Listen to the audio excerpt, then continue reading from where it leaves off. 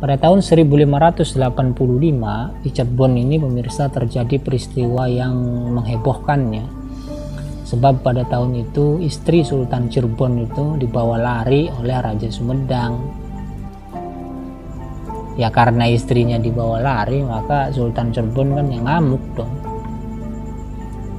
Selain itu kelakuan Raja Sumedang yang demikian itu ini kan jelas mencoreng Kesultanan Cirebon, sehingga waktu itu selepas dibawa larinya istri Sultan Cirebon itu, akhirnya Cirebon mengirimkan ancaman terhadap kerajaan Sumedang.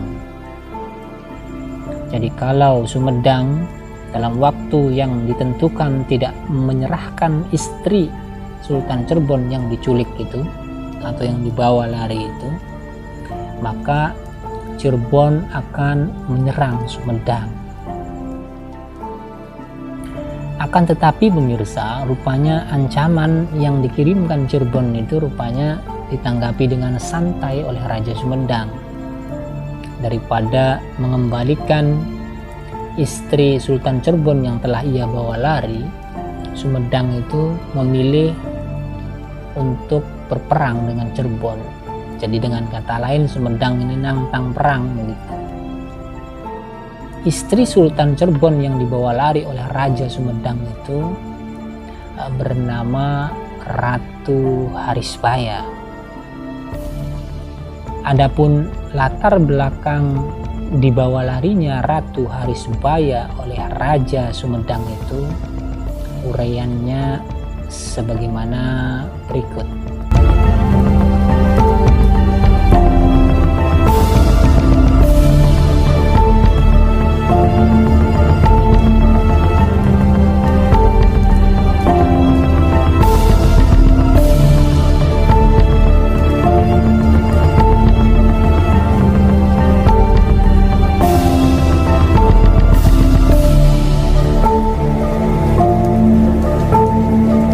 Sebelum terjadinya peristiwa dibawa larinya Ratu Harisbaya oleh Raja Sumedang, sebetulnya Raja Sumedang, Ratu Harisbaya, dan Sultan Cirebon ini dulunya merupakan sahabat ya pemirsa. Mengapa sahabat? Karena ketiganya itu pernah belajar bersama di Pajang. Jadi ketiga-tiganya itu di masa mudanya itu pernah menuntut ilmu di Pajang. Jadi selepas runtuhnya Demak, pewaris kekuasaan tanah Jawa ini kan dipegang Pajang. Nah, Cirebon yang semula, yang dahulunya berlindung di bawah kekuasaan Demak, termasuk juga Sumedang, itu menurut tradisinya mengirimkan putra-putra mahkotanya ya ke Pajang untuk dididik kan begitu. Memang tradisi kerajaan zaman dulu itu seperti itu. Jadi kalau misalnya Cirebon itu berlindung ke Demak, maka ya sebagai pengakuan atas perlindungan itu biasanya para pangeran dari kerajaan Cirebon itu ya tinggal di Demak untuk dididik. Nah, pada waktu itu Pajang merupakan kerajaan yang dianggap sebagai pewaris Kesultanan Demak dan dianggap sebagai pelindung kerajaan Cirebon, termasuk juga kerajaan Sumedang. Oleh karena itu para pangeran dari kerajaan Cirebon dan juga Sumedang itu dahulu ya dikirim ke Pajang untuk dididik. Nah, dari Cirebon itu pangeran yang dididik di Sumedang itu yang nantinya jadi Sultan Cirebon itu adalah Pangeran Agung yang nantinya ketika menjadi Sultan Cirebon itu bergelar Panembahan Ratu I. Sementara pangeran dari Sumedang itu yang dididik di Pajang itu adalah Gesan Ulun. Nantinya ketika menjadi raja itu bergelar Prabu Angkawijaya. Adapun Harisbaya sendiri pemirsa, beliau itu merupakan putri dari Kadipaten Arosbaya. Jadi dari Kabupaten Arosbaya atau Harisbaya yang ada di Madura. Jadi di Madura itu dahulu pernah berdiri pada abad ke-16 itu Kadipaten Harisbaya bawahan kerajaan Pajang. Jadi ketiga-tiganya itu merupakan anak pembesar di kerajaannya masing-masing. Panembahan Ratu ini pemirsa, ketika diam di Pajang ini dikisahkan sebagai pangeran yang cerdas. Selain cerdas juga beliau itu dikisahkan sebagai pangeran yang unggul soal ilmu ya, dibandingkan dengan pangeran-pangeran bawahan Kesultanan Pajang kala itu. Sehingga nantinya Panembahan Ratu satu atau Pangeran Agung itu nantinya dikawinkan dengan putri Sultan Pajang, dengan putrinya Jaka Tingkir atau putrinya Sultan Hadiwijaya itu. Adapun mengenai Gesan Ulun, ini pemirsa nanti terlibat cinta lokasi dengan Harisbaya. Cinta lokasi antara Harisbaya dengan Gesan Ulun ini akhirnya kandas pemirsa, seiring dengan kepulangannya Gesan Ulun. Jadi Gesan Ulun itu pada suatu waktu dipanggil balik ke Sumedang karena ayahnya Raja Sumedang waktu itu, Pangeran Santri itu wafat. Jadi mau tidak mau Gesan Ulun itu nantinya menjadi Raja Sumedang.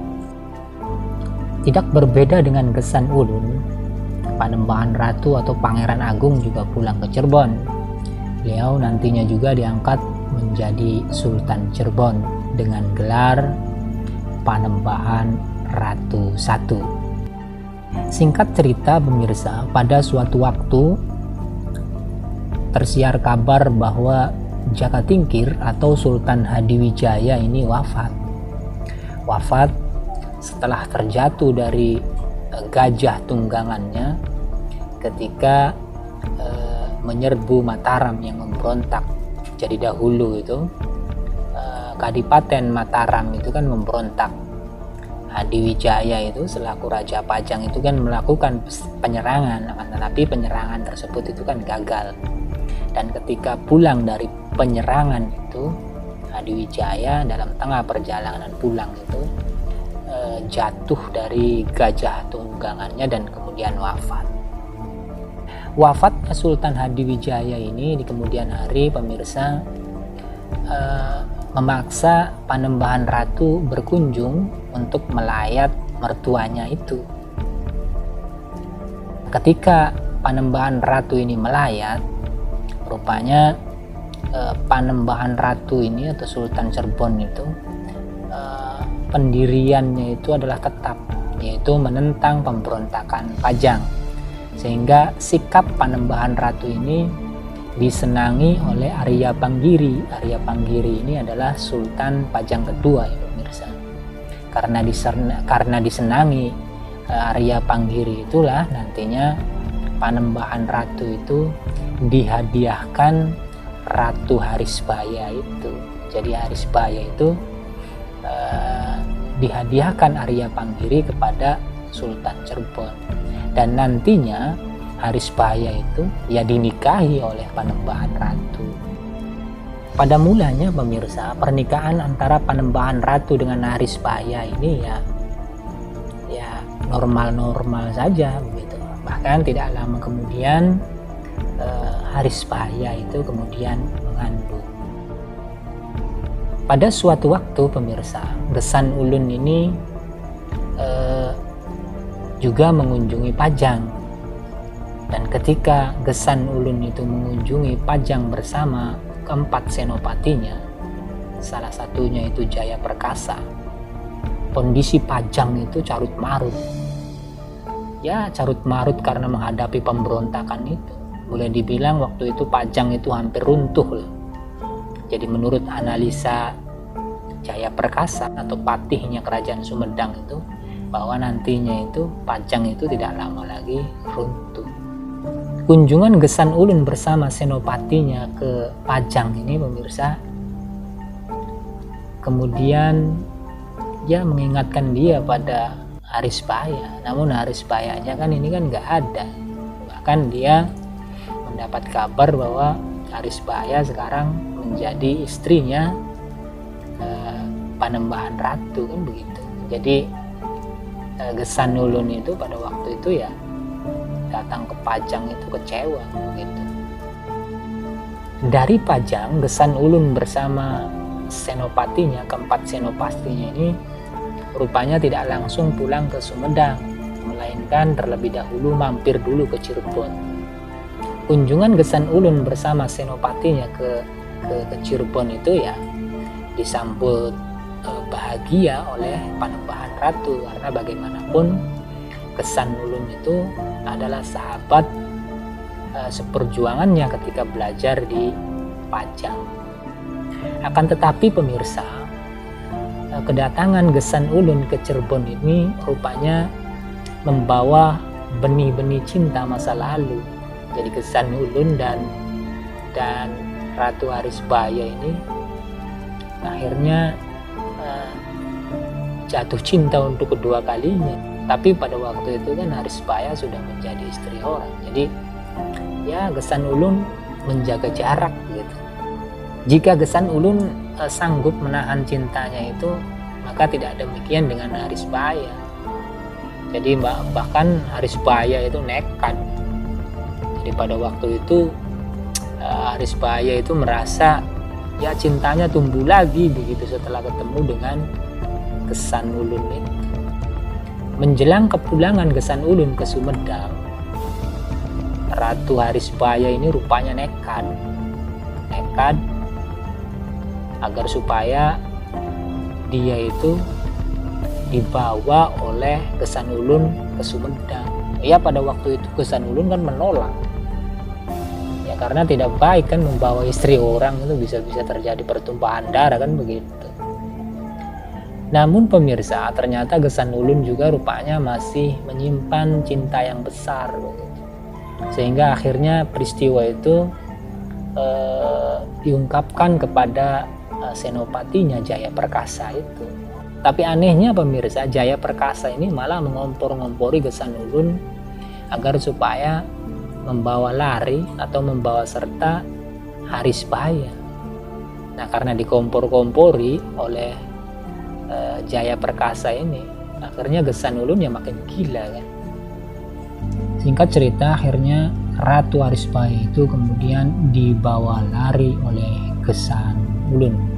Perlu dipahami pemirsa bahwa Jaya Perkasa ini dahulu merupakan senopati dari kerajaan Pajajaran yang sebelum diruntuhkan oleh Banten itu.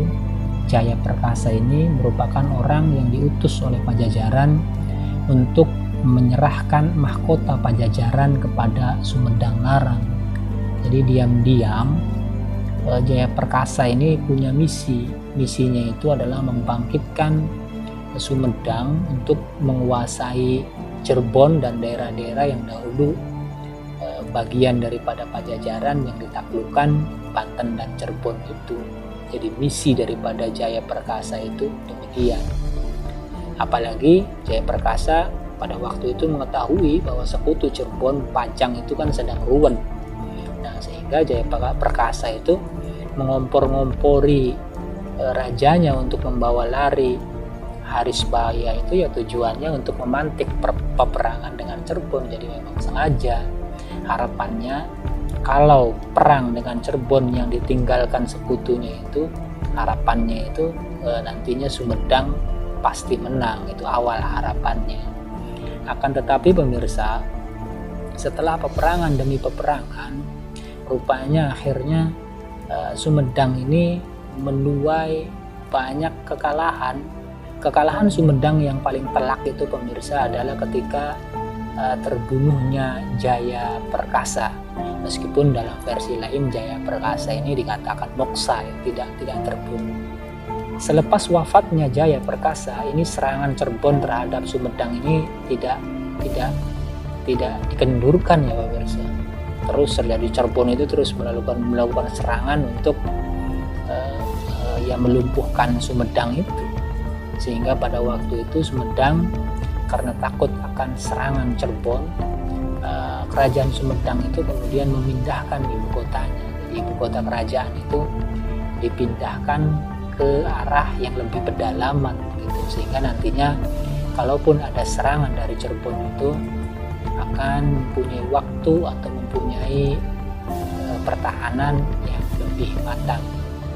Di sisi lain pemirsa, serangan Cirebon terhadap Sumedang selepas wafatnya Jaya Perkasa dan dipindahkannya ibu kota kerajaan Sumedang Larang itu, serangan Cirebon itu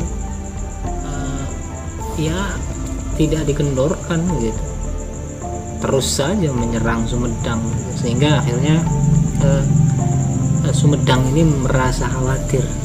Jadi ya kalau dibiarkan terus-terusan diserang kan nantinya mereka juga khawatir nantinya Sumedang kebobolan dan nantinya dapat diruntuhkan oleh Kesultanan Cirebon. Oleh karena itu, berdasarkan rapat-rapat yang dilakukan oleh para pejabat kerajaan Sumedang itu, akhirnya mereka memutuskan untuk meminta bantuan Mataram yang kala itu baru saja memenangkan pertempuran dengan pihak Pajang. Keterlibatan Mataram dalam perang Cirebon dan Sumedang itu pemirsa pada akhirnya mampu membawa Cirebon mau berunding dengan Sumedang. Nah, akhirnya digelarlah kemudian perundingan. Setelah dilakukan beberapa kali perundingan dan kemudian Panembahan Ratu mengetahui jika Gesan Ulun itu sejatinya tidak membawa lari atau menculik Ratu Harisbaya, melainkan Ratu Harisbaya sendiri yang minta dibawa pergi ke Sumedang. Akhirnya Panembahan Ratu pun kemudian menceraikan istrinya itu. Akan tetapi imbalan dari diceraikannya Harisbaya oleh Panembahan Ratu ini rupanya harus dibayar mahal oleh Sumedang. Jadi Sumedang dituntut oleh Cirebon agar ganti rugi dari talak itu, dari diceraikannya Harisbaya itu, Sumedang Larang harus menyerahkan wilayah kekuasaannya kepada Cirebon. Jadi sebagian wilayah kekuasaan Sumedang Larang kala itu harus diberikan kepada Cirebon. Nah, daerah itu pemirsa sekarang dikenal dengan Kabupaten Majalengka itu. Jadi ada sebagian dari wilayah Kabupaten Majalengka yang dahulu merupakan kekuasaan daripada kerajaan Sumedang itu diserahkan kepada Cirebon sebagai ganti atas dikeluarkannya talak Panembahan Ratu kepada Harisbaya itu. Selain itu pemirsa, untuk memadamkan kemarahan Cirebon, Sumedang juga berjanji, dalam hal ini Gesan Ulun juga berjanji bahwa putra Panembahan Ratu yang pada waktu itu sedang dikandung oleh Harisbaya itu nantinya akan dijadikan penguasa atau raja pengganti Gesan Ulun. Nah, hal itulah yang nantinya pemirsa membuat amarah Cirebon itu mereda. Setelah disepakati kesepakatan penyerahan wilayah Majalengka dan kemudian kesepakatan akan diangkatnya anak Panembahan Ratu dalam janin Harisbaya itu, akhirnya peperangan antara Cirebon dan Sumedang pun berakhir. Sementara di sisi lain Gesan Ulun atau Prabu Angkawijaya itu hidup bahagia dengan kekasih pujaan hatinya, yaitu Harisbaya.